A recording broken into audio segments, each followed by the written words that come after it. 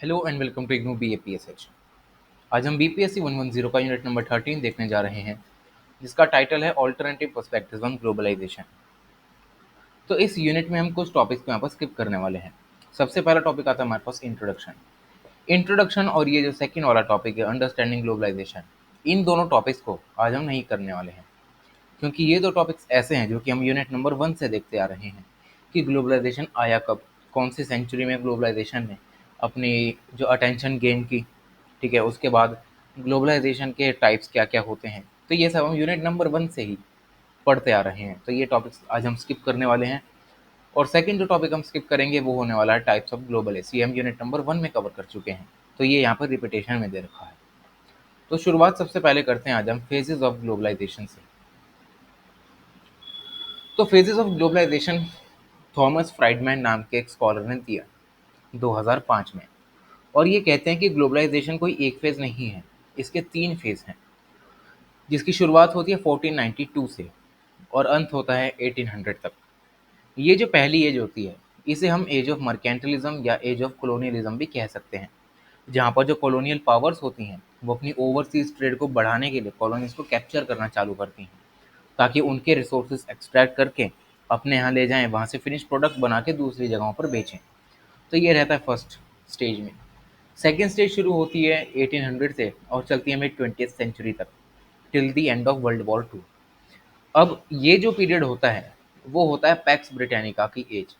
PACS Britannica का मतलब है कि ब्रिटेन का डोमिनेंस इस एज में रहता है, क्योंकि इस समय पर जो ब्रिटेन है अपनी कॉलोनीज को बढ़ाना शुरू कर देता है। तो इसी की वजह से इन्हें पैक्स ब्रिटानिका स्टेज कहते हैं, क्योंकि इस स्टेज पर जो ग्लोबलाइजेशन होता है उसे ये लोग कॉलोनाइजेशन के साथ यहाँ पर रिलेट करके देखते हैं कि जितनी ज़्यादा कॉलोनीज उतने ज़्यादा हम ग्लोबल बने रहेंगे। तो ये सेकेंड स्टेज में होता है। Finally second half of 20th century में थर्ड स्टेज शुरू होती है। अब इस स्टेज तक आते आते जो वर्ल्ड है वो श्रिंक होना चालू कर देता है, ये छोटा पड़ने लगता है। और ये एक ऐसी प्लेइंग फील्ड बन जाता है ग्लोबलाइजेशन की, जहाँ पर बहुत सारे इंटरनेशनल इंस्टीट्यूशंस इस्टेब्लिश हो चुके होते हैं। बहुत सारे पॉलिटिकल, इकोनॉमिक, सोशल ऐसे कुछ इंस्टीट्यूशंस होते हैं जो कि यहाँ पर ग्लोबलाइजेशन को यहाँ पर इम्प्लीमेंट करने की कोशिश करते हैं, और इसी को ही हम न्यू मॉडल ऑफ ग्लोबलाइजेशन कहते हैं। अब बात करते हैं हम थियोरेटिकल एक्सप्लेनेशन ऑफ ग्लोबलाइजेशन की। सबसे पहला जो एक्सप्लेनेशन आता है हमारे पास आता है रियलिस्ट का। Realist explanation of globalisation.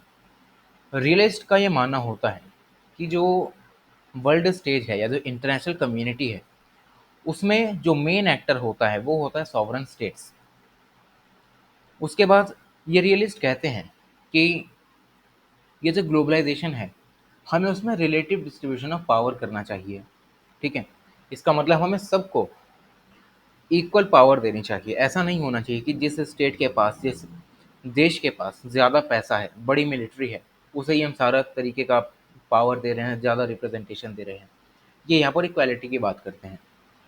Second, जो ये रियलिस्ट होते हैं वो ये कहते हैं कि जो ग्लोबलाइजेशन है वो सिर्फ ग्रेट पावर्स का रिफ्लेक्शन है, ठीक है। जहाँ पर जो बड़े बड़े देश होते हैं जिनके पास सबसे ज़्यादा पैसा होता है, जिनके पास मिलिट्री ज़्यादा होती है, पॉलिटिकल स्टेबल देश जो होते हैं, वो अपनी सुप्रीमेसी को मेंटेन करके रखने के लिए यहाँ पर स्ट्रगल करते हैं, जिसे ये स्ट्रगल फॉर हेजेमनी भी कहते हैं, जहाँ पर एक देश दूसरे देश पर डोमिनेशन के लिए यहाँ पर लड़ाई करता है।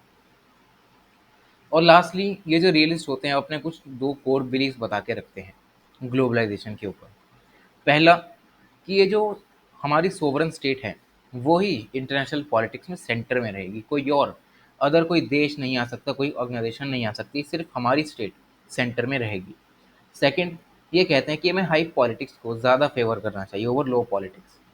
हाई पॉलिटिक्स में होता क्या है कि पॉलिटिकल और मिलिट्री इश्यूज जो होते हैं उनको इन्वायरमेंटल और सोशल इश्यूज से ऊपर रखा जाता है इंटरनेशनल डायलॉग्स में। तो ये सब लो पॉलिटिक्स में आता है। अब बात करते हैं हम लिबरल एक्सप्लेनेशन ऑफ ग्लोबलाइजेशन की। तो जो लिबरल्स होते हैं वो कहते हैं कि जो ग्लोबलाइजेशन है वो एकदम से नहीं आया, वो एक लॉन्ग रनिंग ट्रांसफॉर्मेशन है वर्ल्ड पॉलिटिक्स में, ठीक है। लिबरल से कहते हैं कि ग्लोबलाइजेशन जब आया इसकी वजह से टेक्नोलॉजी और कम्युनिकेशंस में रेवोल्यूशन भी आया, इसने वर्ल्ड की इंटरकनेक्टेडनेस बढ़ा दी। अगर हम इकोनॉमिकली टेक्नोलॉजिकल टर्म्स में देखें तो यहाँ पर सोसाइटीज़ जो हैं वो एक दूसरे से इतनी ज़्यादा इंटरकनेक्ट हो चुकी हैं कि उन्हें कोई भी नेशनल बॉर्डर रोक नहीं सकता है। और लिबरल्स ये मानते हैं कि जो ग्लोबलाइजेशन है उसकी वजह से यहाँ पर सोशल और पॉलिटिकल बेनिफिट्स भी आए हैं। इंफॉर्मेशन का फ्री फ्लो हो रहा है, आइडियाज़ का फ्री फ्लो हो रहा है, जिसकी वजह से जो अपॉर्चुनिटीज़ हैं पर्सनल डेवलपमेंट के लिए वो वाइड होती जा रही हैं। सोसाइटीज़ डायनामिक बनती जा रही हैं, विग्रस बनती जा रही हैं। तो इन दी एंड लिबरल्स का ये मानना होता है कि ग्लोबलाइजेशन कोई बुरी चीज़ नहीं है। इसकी वजह से हमारे वर्ल्ड में बहुत बड़े तरीके से ट्रांसफॉर्मेशन हुआ है। ठीक है, तो ये सब लिबरल्स का मानना होता है।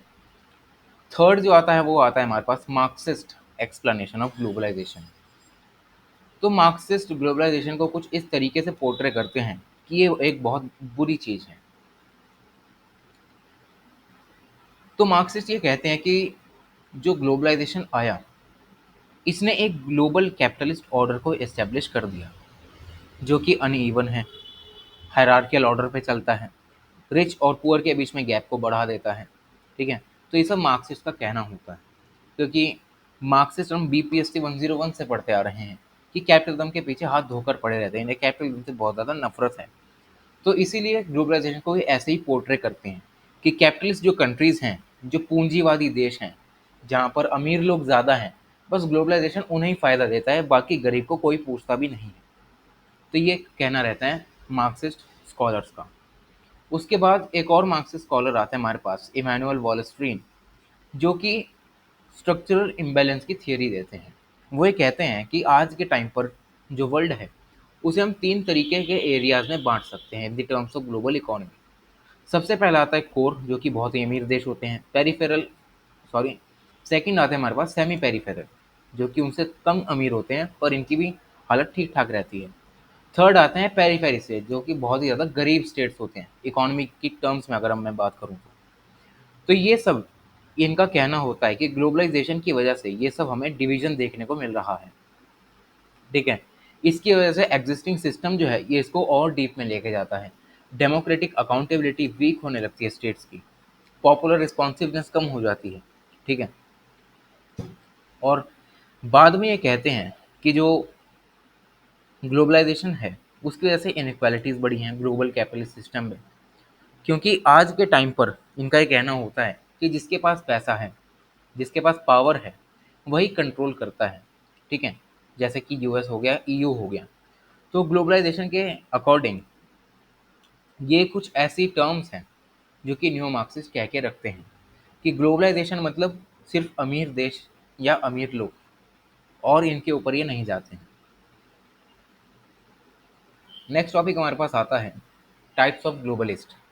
ये हम फर्स्ट यूनिट में कर चुके हैं, तो ये सब हमें फालतू में दोबारा करने की कोई ज़रूरत नहीं है। तो अब हम बात करते हैं असेसमेंट ऑफ ग्लोबलाइजेशन की, कि ग्लोबलाइजेशन को अगर हमें सम अप करना हो तो हम वो कैसे कर सकते हैं। सबसे पहले अगर मैं बात करूं तो 1980s या 1990s हम देखते हैं कि जो ग्लोबलाइजेशन है वो एक एंड रिजल्ट बनता है उस समय की सोशो इकोनॉमिक इल्स से।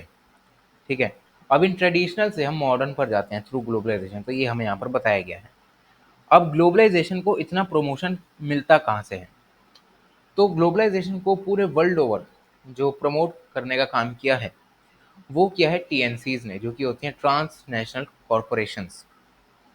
अब इनका यह मानना रहता है कि जो ट्रांसनेशनल कॉरपोरेशंस हैं इनकी वजह से जो थर्ड वर्ल्ड है उसमें एक इंजन लग चुका है इकोनॉमिक ग्रोथ का।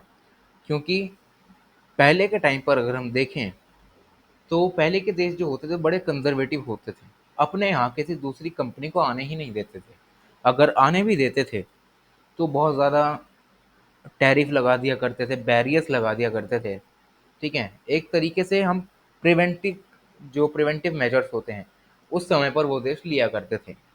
पर जैसे जैसे ग्लोबलाइजेशन आगे आता है तो ये कहा जाता है कि ग्लोबलाइजेशन की वजह से आज के टाइम पर हम लिबरल ग्लोबलाइज मार्केट में रह रहे हैं, जिससे कि जो पॉवर्टी और जो इनइक्वालिटी है हम उसको काफ़ी हद तक रिजॉल्व भी कर सकते हैं, जो कि इंडिया ने भी किया। 1991 में हमने एलपीजी रिफॉर्म्स लाए, उसका मतलब ही यही था कि अपनी इकोनॉमी को लिबरल बनाओ, बाहर से कंपनियों को आने दो, ठीक है, ताकि वो अच्छे से ट्रेड कर सकें। तो ये सब ग्लोबलाइजेशन का होता है। सेकंड जो फोर्स मानी जाती है वो मानी जाती है हमारी लिबरलाइजेशन की। लिबरलाइजेशन को बहुत ही इंपॉर्टेंट टूल की तरह यहाँ पर देखा जाता है ग्लोबलाइजेशन की सक्सेस के लिए।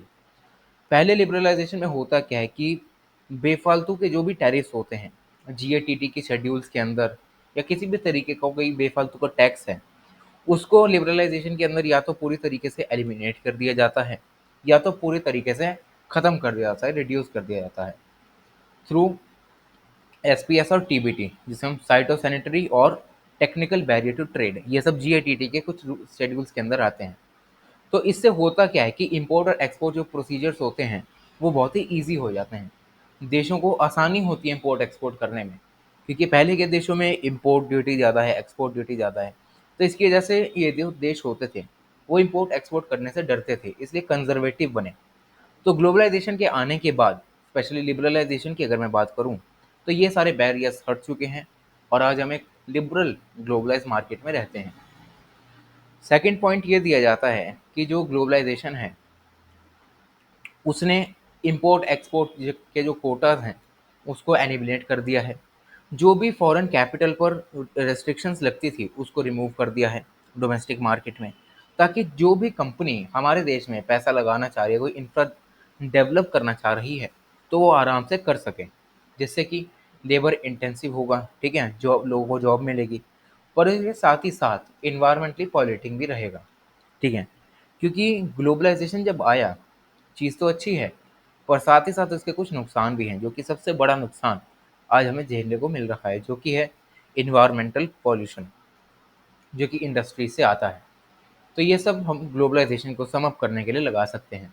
और लास्ट में ये लिख सकते हैं कि हम देखते हैं कि आजकल जो वर्ल्ड है वो बहुत ज़्यादा इंटरडिपेंडेंट है, इंटरकनेक्टेड है, जिससे कि जो एक कंट्री की वेलबींग है वो किस पर डिपेंड करती है, वो डिपेंड करती है दूसरे कंट्रीज़ के कॉरपोरेशंस पे, क्योंकि इतने ज़्यादा तरीके से हम इंटरकनेक्टेड हो चुके हैं।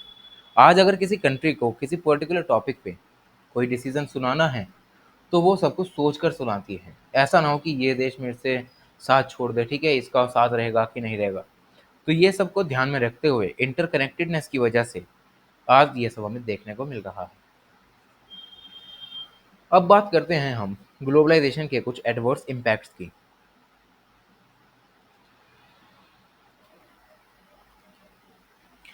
तो सबसे पहले बात करते हैं हम इकोनॉमिक इम्पैक्ट की। इकोनॉमिक इम्पैक्ट में आता क्या है? Deepening poverty and widening inequality. तो जैसे जैसे वर्ल्ड वॉर टू खत्म होता है, वर्ल्ड कम्युनिटी या इंटरनेशनल कम्युनिटी में बात छिड़ती है कि हमें एक पॉवर्टी लेस वर्ल्ड चाहिए, जहाँ पर किसी भी तरीके का कोई डिस्क्रिमिनेशन ना हो, इनइक्वालिटी ना हो। और इसी को अच्छे से इम्प्लीमेंट करने के लिए बहुत सारे मल्टीलेटरल और प्लूरीलेटरल यहाँ पर प्रोग्राम्स या ऑर्गेनाइजेशंस बनाई जाती हैं, ताकि इन सभी इश्यूज़ को हम अच्छे से एड्रेस कर सकें। अब इन सभी के लिए बहुत तरीके के ऑर्गेनाइजेशंस या प्रोग्राम्स भी चलाए जाते हैं, जैसे कि एमडीजीज, ठीक है, millennium developmental goals, new international economic order. तो ये सब कुछ इसके एग्जांपल्स हैं, जिनका ये एम रहता है कि हम एक पॉवर्टी फ्री वर्ल्ड बना सकें। पर ऐसा होता नहीं है, ये सब एक यूटोपियन आइडिया ही बनकर रह जाता है। ग्लोबलाइजेशन की वजह से होता क्या है कि mostly third world countries accept China and India, China और इंडिया को छोड़ के बाकी जो थर्ड वर्ल्ड की कंट्रीज होती हैं, वहाँ पर मैक्रो इकोनॉमिक परफॉर्मेंस में बहुत ज़्यादा हमें फ्लक्चुएशंस देखने को मिलती हैं। यहाँ पर जॉबलेसनेस ज़्यादा बढ़ जाती है ग्लोबलाइजेशन की वजह से, इनइक्वालिटी पैदा होने लगती है, फार्मर सुसाइड करने लगते हैं, और बहुत सारे ऐसे इश्यूज होते हैं जो कि उस समय पर प्रेवलेंट रहते हैं, ठीक है। और उस समय पर ये माना जाता है कि जो ग्लोबलाइजेशन है ना, वो थर्ड वर्ल्ड को कुछ नहीं दे रहा, ठीक है, सिवाय जॉबलेसनेस, इनइक्वालिटी के। वो फ़ायदा पहुंचाता है सिर्फ यूएस और ईयू जैसी कंट्रीज़ को, ठीक है। उस समय पर ये कहा भी जाता है कि जो एडवांस्ड इंडस्ट्रियल कंट्रीज़ हैं, यूएसए, ईयू, इन्हीं को ही सिर्फ ग्लोबलाइजेशन से यहाँ पर फ़ायदा पहुंच रहा है। बाकी सब गरीबी में जी रहे हैं, इनइक्वालिटी में जी रहे हैं, लोगों के पास जॉब नहीं है थर्ड वर्ल्ड में। तो ये सब हमें यहाँ सब देखने को मिलता है। सेकंड पॉइंट आता है हमारे पास लेबर एंड अनएम्प्लॉयमेंट। तो जैसे जैसे ग्लोबलाइजेशन का इम्पैक्ट पड़ता है लेबर पे, तो लेबर जो होता है वो यहाँ पर नेगलेक्टेड पोजीशन में जाने लगता है। क्योंकि ग्लोबलाइजेशन फेवर्स कैपिटल, यहाँ पर कैपिटल को ज़्यादा फेवर किया जाता है, लेबर को यहाँ पर डाउनग्रेड कर दिया जाता है। ठीक है, और लेबर को देखा जाता है कि एक फैक्टर ऑफ प्रोडक्शन तो है, पर इसे हम कभी भी हायर कर सकते हैं, कभी भी फायर कर सकते हैं।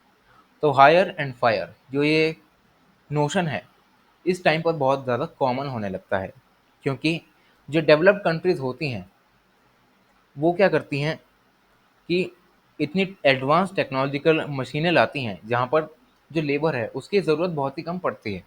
ठीक है, इससे होता क्या है कि जॉब लॉस में एक्सेलरेशन हमें देखने को मिलता है, और लेबर वेलफेयर के बारे में यहाँ पर कोई भी सोचता नहीं है।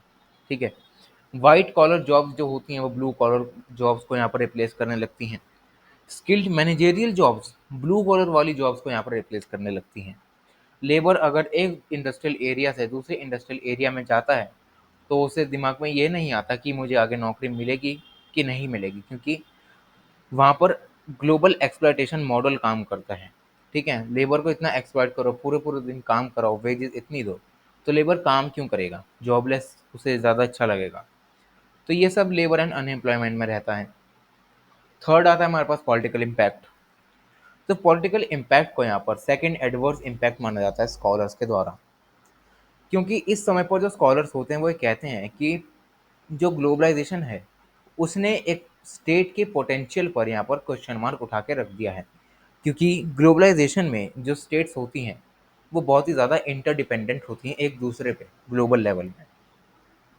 आज के ग्लोबलाइज्ड वर्ल्ड में अगर कोई नेशन अपनी सिक्योरिटी की बात करता है, अपने सॉवरेनिटी की बात करता है, तो वो दूसरी कंट्रीज़ की एक्टिविटीज़ पर ज़्यादा डिपेंडेंट रहता है। ठीक है, नेबरिंग स्टेट्स में जो भी गवर्नमेंट डिसीजन लेती है उसे उस हिसाब से चलना पड़ता है। इस हद तक हम इंटरडिपेंडेंट बन चुके हैं। अगर एक कंट्री में लोकल लेवल पे इकोनॉमिक फ्लक्चुएशंस आते हैं या क्राइसिस आता है तो उसका इम्पैक्ट दूसरी कंट्रीज़ पे भी हमें देखने को मिलता है।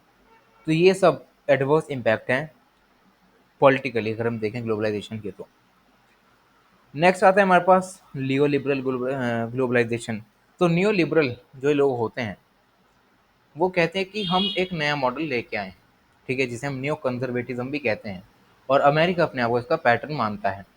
इसमें ये कहा जाता है कि अगर कोई country purest version of democracy है, अगर वो डेमोक्रेसी को मेंटेन करके रख पा रही है तब तो बढ़िया है, पर अगर कोई स्टेट डेमोक्रेसी को यहाँ पर इम्प्लीमेंट करने में चूक गई, ठीक है, वो कर नहीं पा रही है इसको इम्प्लीमेंट, तो ये लोग क्या करते हैं उसे रोग स्टेट का दर्जा दे देते हैं, उसे ब्रांड बना देते हैं कि लो भाई ये तो एक फेल्ड स्टेट है। इससे होता क्या है कि उनकी लेजिटिमेसी बढ़ जाती है। ठीक है, ताकि वो इनमें आर्म्ड इंटरवेंशन भी कर सकें, इनके लिए लॉज भी बना सकें और इनकी गवर्नमेंट भी चला सकें। तो ये सब बहुत ही ज़्यादा गहरे पॉलिटिकल इम्पैक्ट हमें देखने को मिलते हैं। नेक्स्ट आता है हमारे पास सोशल एंड कल्चरल इम्पैक्ट। अगर इस इम्पैक्ट की बात करूं तो आज के टाइम पर जो कल्चर है वो होमोजेनाइज हो चुका है। पहले कल्चर हेट्रोजेनियस रहते थे, मतलब डाइवर्सिटी रहती कल्चर में, पर आज लोग सेम कल्चर को फॉलो करना ज़्यादा पसंद करते हैं।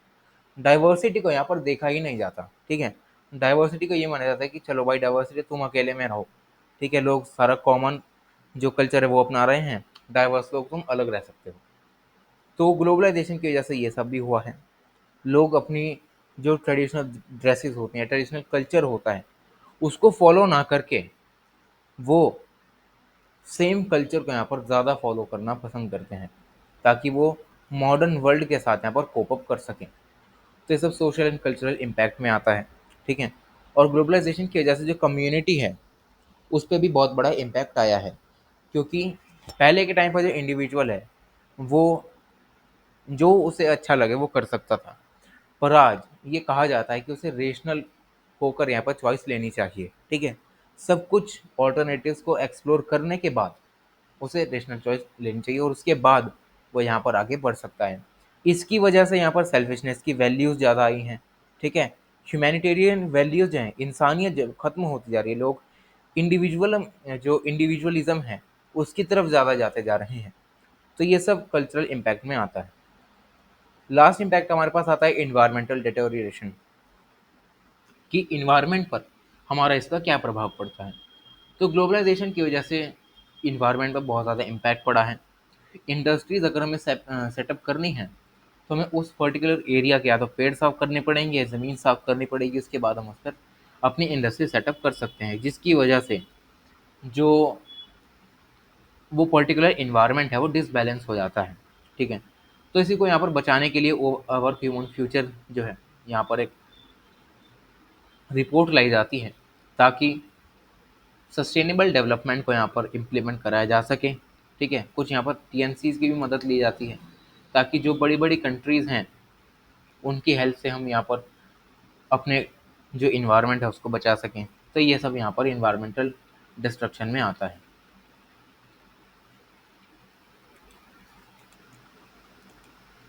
तो अब बात करते हैं हम ऑल्टरनेटिव पर्सपेक्टिव्स ऑफ ग्लोबलाइजेशन।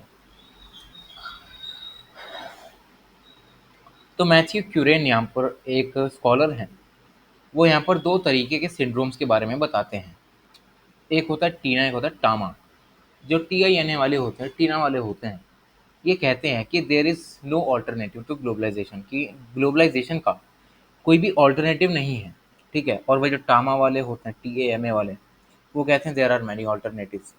तो इसी को हम आगे यहाँ पर पढ़ने वाले हैं, लेकिन उससे पहले हमें कुछ थियोरेटिकल पर्सपेक्टिव को देखना चाहिए कि ग्लोबलाइजेशन एक ऐसा प्रोसेस, हम उसको थियोरेटिकल कैसे यहाँ पर बना सकते हैं। तो कार्ल पॉलियानी यहाँ पर एक स्कॉलर हैं, वो एक कॉन्सेप्ट निकालते हैं एम्बेडेडनेस का। ठीक है, ताकि हम जो भी ऑल्टरनेटिव्स हैं ग्लोबलाइजेशन के उसे यहाँ पर स्ट्रक्चर दे सकें। तो वो ये कहते हैं कि प्री हिस्टोरिक कैपिटलिज्म जब यहाँ पर चला करता था, उस समय पर इकोनॉमी सोसाइटी के अंदर एम्बेडेड रहती थी। मतलब सोसाइटी के जो भी रूल्स हैं, जो सोसाइटी के प्रैक्टिसेस हैं, उसी के हिसाब से इकोनॉमिक एक्टिविटीज़ को गवर्न किया जाता था। इस फेज़ में रिलीजन और जो एथिक्स होते थे बहुत ज़्यादा इन्फ्लुएंस डालते थे इकोनॉमी पर जैसे जैसे टाइम बढ़ता गया, नए तरीके का कैपिटलिज्म आया, जिसे हम मॉडर्न कैपिटलिज्म बोलते हैं 18th सेंचुरी में। इससे हुआ क्या कि जो सोसाइटी में पहले एम्बेडेड रहती थी इकोनॉमी, अब उससे डिसएम्बेडेड हो गई। अब जगह ले ली डिमांड और सप्लाई ने, जिसे ये इनविजिबल हैंड भी कहते हैं, कि मार्केट की जो भी डिमांड होगी, भले ही वो सोसाइटी के लिए सही हो ना हो, उस हिसाब से प्रोडक्शन होगा। ठीक है, तो ये यहाँ पर कहना रहता है। उसके बाद बहुत सारे इस थ्योरी को यहाँ पर चैलेंज भी करते हैं, जैसे कि कार्ल मार्क्स हो गए, जे एम कीन्स। ये कहते हैं कि स्टेट को अगर अच्छे से गवर्न करना है, तो जो प्रोलिटरेट क्लास है, जो वर्किंग क्लास है, उसे सबसे बढ़िया यहाँ पर हमें पोजीशन देनी चाहिए, ताकि वो एफिशिएंट इकोनॉमिक एडमिनिस्ट्रेशन कर सकें। कार्ल मार्क्स के बाद जो लेनिन होते हैं, वो इकोनॉमिक प्लानिंग का यहाँ पर कॉन्सेप्ट लेकर आते हैं। ठीक है, जहाँ पर ये कहते हैं कि हमें रिसोर्सेज का एफिशिएंट वे में एलोकेशन करना चाहिए और जस्ट डिस्ट्रीब्यूशन करना चाहिए, ताकि सबको इक्वली रिसोर्सेज मिल सकें। तो ये यहाँ पर कुछ थियोरेटिकल पर्सपेक्टिव में यही बताया गया है। और हम देखते हैं अब ऑल्टरनेटिव्स क्या क्या हैं। ठीक है, तो प्रैक्टिकल ऑल्टरनेटिव्स में हमारे पास कुछ चार तरीके का ऑल्टरनेटिव्स आते हैं, जिसमें सबसे पहला आता है प्रमोशन ऑफ सेल्फ रिलायंस। कि ग्लोबलाइजेशन की ज़रूरत क्या, हम खुद से भी कुछ ना कुछ प्रोडक्शन तो कर ही सकते हैं। तो बस यही हमें यहाँ पर पढ़ना है। तो अगर हम इकोनॉमी को देखें, तो इकोनॉमी के बहुत सारे लेवल्स होते हैं। बेसिक लेवल से शुरुआत करूँ तो फैमिली आती है, उसके ऊपर विलेज आता है, विलेज के ऊपर स्टेट, एंड स्टेट के ऊपर नेशन। हर लेवल पे कहीं ना कहीं यहाँ पर रिलेटिव सेल्फ रिलायंस हमें करना चाहिए, ताकि जो नीड्स हैं, ऐसा ना हो कि हर तरीके की नीड्स हम दूसरी कंट्री से पूरी कर रहे हैं, अपने से कुछ प्रोड्यूस नहीं कर पा रहे हैं। इससे होगा क्या कि हमारे जो इकोनॉमिक फैक्टर्स होंगे, जो प्रोडक्शन फैक्टर्स होंगे, वो यहाँ पर नीचे गिरने लगेंगे। ठीक है, वो डिवैल्यू होने लग जाएंगे। इसी को सही करने के लिए हमें सेल्फ रिलायंस को प्रमोट करना चाहिए। अगर हम स्टेट या नेशनल लेवल पर देखें, तो इसमें ये कहा जाता है कि जो भी हम तरीके की फॉरेन एड ले रहे हैं, बाहर से पैसा उधार ले रहे हैं, हमें उसे अपने डिपेंडेंस से हटाना चाहिए, ताकि हम एक सेल्फ रिलायंट कंट्री बन सकें। ठीक, क्योंकि फॉरेन डेब्ट एक ऐसा ट्रैप होता है, जिससे कि जो इम्पीरियलिस्ट ग्लोबलाइजेशन है वो यहाँ पर इम्प्लीमेंट हो सकता है। क्योंकि हमने ऊपर देखा कि कहा जाता है कि अगर कोई स्टेट स्टेबल नहीं है, तो दूसरी बड़ी बड़ी जो स्टेट्स हैं यूएस जैसी, वो उस पर आ जाएंगी रूल करने, उनकी गवर्नमेंट भी वही चलाएंगी, और उस देश का वजूद ही खत्म हो जाएगा। तो इसीलिए यहाँ पर सेल्फ रिलायंस की बात की जाती है। सेकंड आता है अवॉइड बैड्स एंड कंज्यूमरिज्म। तो ये कहा जाता है ग्लोबलाइजेशन में कि जो ट्रांसनेशनल कंपनीज हैं उनको सबसे ज़्यादा फ़ायदा पहुंचा है, क्योंकि ये आज के टाइम पर डोमेस्टिकेट कर चुकी हैं पोटेंशियल कंज्यूमर्स को। ठीक है, डोमेस्टिक मार्केट में इन्होंने अपनी ऐसी पकड़ बनाई है कि कंज्यूमर इनसे दूर भाग नहीं सकते। ये अपनी मोनोपोली, ये जो मोनोपोली है वो यहाँ पर बना के रखते हैं ऑर्डिनरी पीपल पे।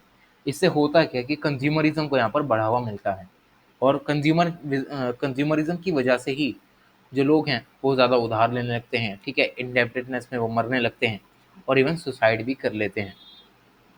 तो ये सब आता है।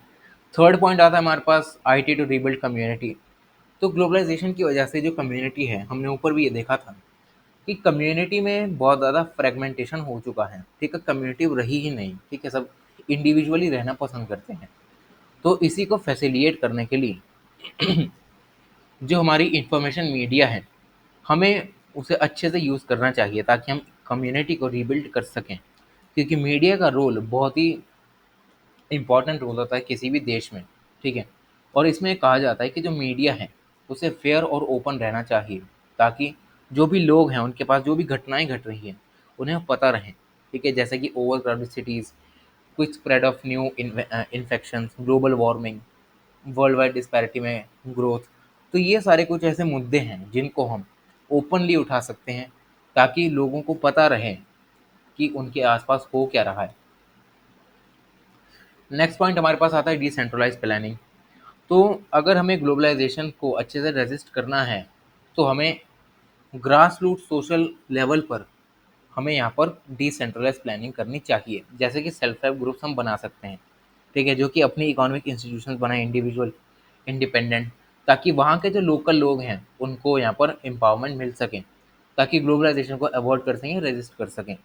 और जो भी स्टेट्स हैं वो लोकल ओरिएंटेड पॉलिसीज़ बनाएं कि ग्रास रूट लेवल पर जो लोग रह रहे हैं हमें उनके लिए पॉलिसीज़ बनानी है, उनके लिए ओरिएंटेड पॉलिसीज़ बनानी है, ताकि जो ग्लोबलाइजेशन है, जो बाहरी प्रभाव है हमारी स्टेट पे, वो कम से कम हो सके। तो ये सब इसमें रहता है। लास्ट पॉइंट हमारे पास आता है बेटर कोलैबोरेशन एंड कोऑर्डिनेशन। तो अगर हमें जो भी बेनिफिट्स चाहिए ग्लोबलाइजेशन के, तो हमें किसी न किसी तरीके का बैलेंस बनाना ज़रूरी है वर्ल्ड ट्रेड में, ताकि जो कंट्रीज़ हैं वो वेल रेगुलेटेड वे में अपने इकोनॉमिक ट्रांजैक्शंस को यहाँ से अच्छे से फैसिलिएट कर सकें।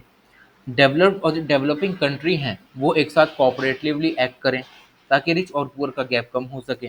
ठीक है, जो कि साल दर साल बढ़ता जा रहा है। तो इसी के लिए हमें यहाँ पर कुछ ऐसे इंस्टीट्यूशन बनाने चाहिए, और पर्टिकुलरली डेमोक्रेटिक इंस्टीट्यूशन बनाने चाहिए, ताकि अकाउंटेबिलिटी बनी रहे, ट्रांसपेरेंसी बनी रहे, ताकि ये जो भी हम ड्रीम लेकर चल रहे हैं पॉवर्टी लेस वर्ल्ड का, वो हम उसे इफेक्टिवली यहाँ पर प्रमोट कर सकें।